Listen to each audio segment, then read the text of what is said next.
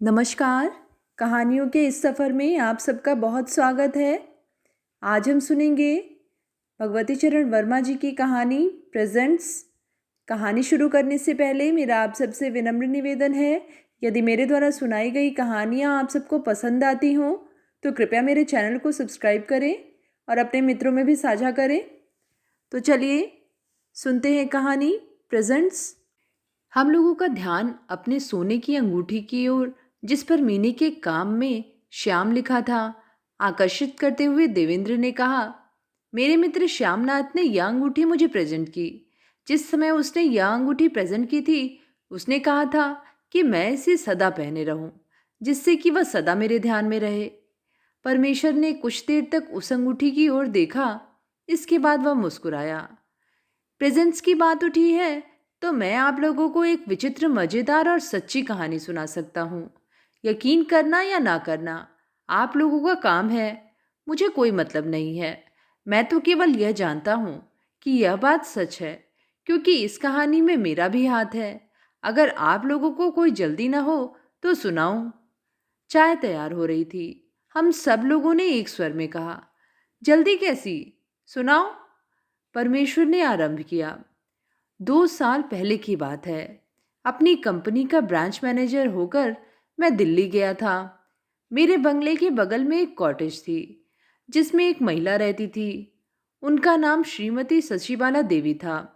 वे graduate थी और किसी गर्ल्स स्कूल में प्रधान अध्यापिका थी। संध्या के समय जब मैं टहलने के लिए जाया करता था, तो श्रीमती शशिबाला देवी प्रायः टहलती हुई दिखाई देती थी।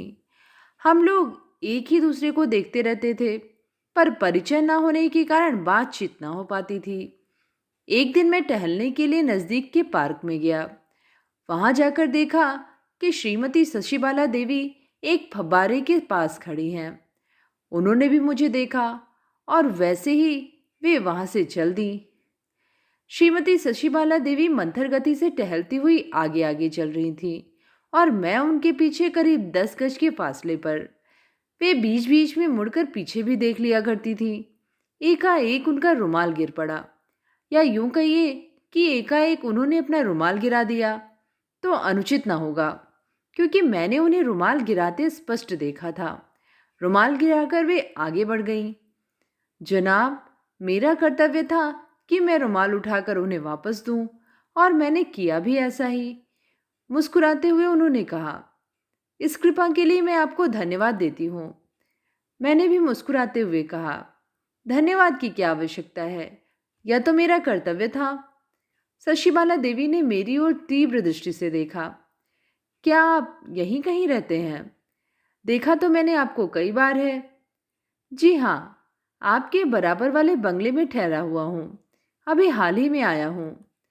अच्छा, तो आप मेरे पड़ोसी हैं, और यूं कहना चाहिए कि निकटतम पड़ोसी हैं। कुछ चुप रहकर उन्होंने कहा, यह तो बड़े मजे की बात है। इतना निकट रहते हुए भी हम लोगों में अभी तक परिचय नहीं हुआ। मैंने जरा लज्जित होते हुए कहा, एक आध बार इरादा तो हुआ कि अपने पड़ोसियों के परिचय प्राप्त कर लूं, और परिचय प्राप्त भी किए, पर आप स्त्री हैं, इसीलिए आपके यहाँ आने का साहस ना हुआ। शशिबाला देवी खिलखिलाकर हंस पड़ी। अच्छा, तो आप स्त्रियों से इतना डरते हैं? लेकिन स्त्रियों से डरने का कारण तो मेरी समझ में नहीं आता। अगर आप अपने भय के भूत को भगा सके तो कभी मेरे यहाँ आइए। आपसे सच कहती हूँ कि स्त्री बड़ी निर्बल होती है और साथ ही बड़ा कोमल। उससे डरना तो बड़ी भारी भूल है। शशिबाला की मीठी हंसी और उसकी वाक्पटुता पर मैं मुग्ध हो गया। वह सुंदरी न थी, पर वह कुरूपा भी नहीं कही जा सकती थी। उसकी अवस्था लगभग 30 वर्ष की रही होगी। गठा हुआ दोहरा बदन, बड़ी बड़ी आंखें और गोल चेहरा। मुंह कुछ चौड़ा था, माथा नीचा और बाल घने तथा काले और लापरवाही के साथ खींचे गए थे, क्योंकि 2 4 अलके मुख पर झूल रही थीं, जिन्हें वह बराबर संभाल देती थी। रंग गेहुआ और कद मझौला। छपी हुई मलमल की धोती पहने हुए थी। पैरों में गोटे के काम की चट्टियां थीं। मैंने शशिबाला की ओर प्रथम बार पूरी दृष्टि से देखा। शशिबाला को मेरी दृष्टि का पता था। वह जरा सिमट सी गई। फिर भी मुस्कुराते हुए उसने कहा, आप विचित्र मनुष्य दिखाई देते हैं। फिर अब कब आइएगा? कल शाम को आप घर पर ही रहेंगी? अगर आप आइएगा, नहीं तो नित्य के अनुसार घूमने चली जाऊंगी। तो कल शाम को 5 बजे मैं आऊंगा। शशिबाला की और मेरी दोस्ती आशा से अधिक बढ़ गई। मैं विवाहित हूँ, यह तो आप लोग जानते ही हैं, और साथ ही मेरी पत्नी सुंदरी भी हैं। इसीलिए यह भी कह सकता हूँ कि मेरी दोस्ती आवश्यकता से अधिक बढ़ गई। शशिबाला में एक विचित्र प्रकार का आकर्षण था जो गृहिणी में नहीं मिल सकता। शशिबाला की शिक्षा और उसकी संस्कृति। मैं नित्य ही उसके यहाँ आने लगा। कभी कभी रात रात भर मैं घर नहीं लौटा। एक दिन जब सुबह मेरी आंख खुली तो सर में कुछ हल्का हल्का दर्द हो रहा था। मैं उठकर पलंग पर बैठ गया। वह कमरा शशिबाला का था, पर शशिबाला उस समय कमरे में न थी। वह बाथरूम में स्नान कर रही थी। घड़ी देखी, 8 बज रहे थे। अंगड़ाई लेकर उठा, खिड़की खोली। सूर्य का प्रकाश कमरे में आया। रात को जरा अधिक देर तक जगा था। सर में शायद उसी से दर्द हो रहा था। ड्रेसिंग टेबल में लगे हुए आईने में मैंने अपना मुख देखा। सिर्फ आंखें लाल थीं और चेहरा कुछ उतरा हुआ। एकाएक मेरी दृष्टि ड्रेसिंग टेबल के कोने में चिपके हुए कागज के टुकड़े पर पड़ गई। उसमें कुछ लिखा हुआ था। उसे पढ़ा। अंग्रेजी में लिखा था, प्रकाश चंद्र। यह प्रकाश चंद्र कौन है? मैं इसी पर कुछ सोच रहा था कि मैंने शशिबाला देवी का वैनिटी बॉक्स देखा। वैसे तो वैनिटी बॉक्स कई बार ऊपर से देखा है। उस दिन उसे अंदर से देखने की इच्छा हुई। Powder, cream, lipstick, brown pencils आदि कई चीज़ें सजी हुई थीं। सबको उल्टा पुल्टा। एकाएक वैनिटी बॉक्स की तह में एक कागज का टुकड़ा दिखलाई दिया जिसमें लिखा था सत्यनारायण। वैनिटी बॉक्स बंद किया, लेकिन प्रकाश चंद्र और सत्यनारायण, इन दोनों ने मुझे एक अजीब चक्कर में डाल रखा था। एकाएक मेरी दृष्टि कोने में रखे हुए ग्रामोफोन पर पड़ी। सोचा एक आध रिकॉर्ड बजाऊं तो समय कटे। ग्रामोफोन खोला और खोलने के साथ ही चौंक कर पीछे हटा। अंदर ऊपर वाले ढकने के कोने में एक कागज चिपका हुआ था जिस पर लिखा था, ख्याली राम। वहां से हटा। हारमोनियम बजाने की इच्छा हुई। धौंकनी में एक कागज था जिस पर लिखा था, भूटा सिंह। चुपके से लौटा, कपड़े पहने, लेकिन जूता पलंग के नीचे चला गया था। उसे उठाने के लिए नीचे झुका। उफ! पाए में पीछे की ओर एक कागज चिपका हुआ था, मोहम्मद सिद्दीकी। अब तो मैंने कमरे की चीजों को गौर से देखना आरंभ किया। सब में एक एक कागज चिपका हुआ और उस कागज पर एक एक नाम, जैसे विलियम डर्बी, पेस्सनजी सोराबजी बागलीवाला, रामेश्वरनाथ चक्रवर्ती, श्री कृष्ण रामकृष्ण मेहता, रामायण टंडन, रामेश्वर सिंह आदि आदि। उस निरीक्षण से थककर मैं बैठा ही था कि शशिबाला देवी बाथरूम से निकली। मुस्कुराते हुए उन्होंने कहा, परमेश्वरी बाबू, आज बड़ी देर से सोकर उठे? मैंने सर झुकाए उत्तर दिया, सोकर उठे हुए तो बड़ी देर हो गई। इस बीच में मैंने एक अनुचित काम कर डाला। मुझे क्षमा करोगी?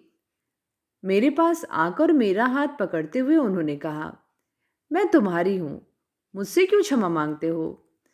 फिर भी क्षमा मांगना मैं आवश्यक समझता हूं। एक बात पूछूं, सच सच बतलाओगी? तुमसे झूठ बोलने की मैंने कल्पना तक नहीं की है। नहीं, वचन दो कि सच सच बतलाओगी। मेरे गले में हाथ डालते हुए शशिबाला ने कहा, मैं वचन देती हूं। मैंने कहा, मैंने तुम्हारे कमरे को प्रथम बार आज पूरी तरह से देखा है, और वह भी तुम्हारी अनुपस्थिति में। मैं जानता हूं कि मुझे ऐसा न करना चाहिए था, पर उत्सुकता ने मुझ पर विजय पाई। उसने मुझे नीचे गिराया। हाँ, मैंने तुम्हारे कमरे की सब चीज़ों को देखा, बड़े ध्यान से। पर एक विचित्र बात है, हर एक चीज़ पर एक कागज चिपका हुआ है जिस पर एक पुरुष का नाम लिखा है। अलग अलग चीज़ों पर अलग अलग पुरुषों के नाम लगे हैं। इस रहस्य को लाख प्रयत्न करने पर भी मैं नहीं समझ सका। अब मैं तुमसे इस रहस्य को समझना चाहता हूँ। शशिबाला देवी मेरी तरफ देखी और मुस्कुराई। उन्होंने धीरे से कोमल स्वर में कहा, परमेश्वरी बाबू, यह रहस्य जैसा है वैसा ही रहने दो। उस रहस्य का चुप मुझसे ना समझो। तुम इस रहस्य को समझकर दुखी हो जाओगे और बहुत संभव है इसे जानकर तुम नाराज भी हो जाओ। नहीं, मैं दुखी ना होऊंगा और ना नाराज ही होऊंगा। अच्छा, तो तुम मुझे वचन दो। मैं वचन देता हूं। शशिबाला कुर्सी पर बैठ गई। परमेश्वरी बाबू, इस रहस्य में मेरी कमजोरी है और साथ ही मेरा हृदय। ये सब चीजें मुझे अपने प्रेमियों से प्रेजेंट में मिली हैं। याद रखिएगा कि मैंने प्रत्येक प्रेमी से केवल एक ही वस्तु ली है। अब मेरे पास इतनी अधिक चीजें हो गई हैं कि हर एक प्रेमी का नाम याद रखना असंभव है। चीजें नित्य के व्यवहार की हैं, इसलिए प्रत्येक प्रेमी की वस्तु पर मैंने उसका नाम लिख दिया है। इससे यह होता है कि जब कभी मैं उस वस्तु का व्यवहार करती हूँ, उस प्रेमी की स्मृति मेरे हृदय में जाग उठती है। क्या करूं परमेश्वरी बाबू, मेरा हृदय इतना निर्बल है कि मैं अपने प्रेमियों को नहीं भूलना चाहती, नहीं भूलना चाहती। तुम्हारे पास कुछ कितनी चीजें हैं? मैंने पूछा। 97। इतनी अधिक? आश्चर्य से मैं कह नहीं उठा बल्कि चिल्ला उठा। हाँ, इतनी अधिक। शशिबाला देवी का स्वर गंभीर हो गया। परमेश्वरी बाबू, इतनी अधिक? मेरा विवाह नहीं हुआ, आप जानते हैं, पर आप यह ना समझिएगा कि मेरी विवाह करने की कभी इच्छा ही न थी।